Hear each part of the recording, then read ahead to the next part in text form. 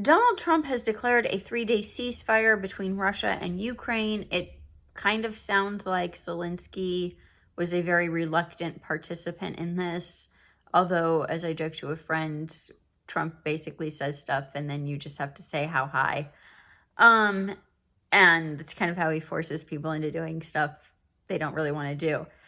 The president on May 8th announced a surprise prisoner exchange in a 3-day ceasefire in Russia's war against Ukraine starting tomorrow, May 9th, through the 11th. The announcement comes amid mounting tensions between Kyiv and Moscow on the eve of Russia's Victory Day celebrations. While the Kremlin declared a temporary truce in honor of the May 9th holiday, Ukraine has been skeptical that Russia will honor its own terms. I am pleased to announce that there will be a 3-day ceasefire May 9th, 10th, and 11th in the war between Russia and Ukraine, Trump wrote on his social media account. The celebration in Russia is for Victory Day, but likewise in Ukraine because they were also a big part and factor of World War II. This ceasefire will include a suspension of all kinetic activity and also a prisoner swap of 1,000 prisoners from each country. Trump claimed that he had personally requested the ceasefire and that it had been agreed to by both Zelensky and Putin.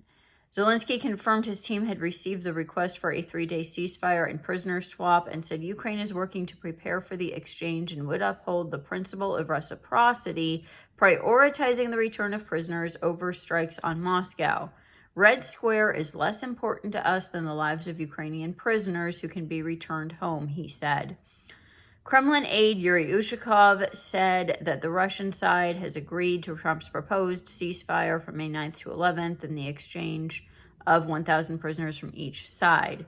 Zelensky then issued an official declaration authorizing Russia to hold a Victory Day parade in Moscow. The declaration states that Ukraine will not attack Red Square while the parade is underway. For the duration of the parade, beginning at 10 a.m. Kyiv time on May 9th, the area of Red Square shall be excluded from the plan for the use of Ukrainian weapons, the declaration reads. It also includes the precise coordinates of Moscow's Red Square. The declaration makes no mention of a ceasefire on attacks elsewhere in Russia. Recall again that the Ukrainians have been striking the eastern part of the Eastern European part of Russia for the last month and a half. They were concerned about one specific square, and now as part of the diplomatic process, permission has been granted to hold a parade in that square.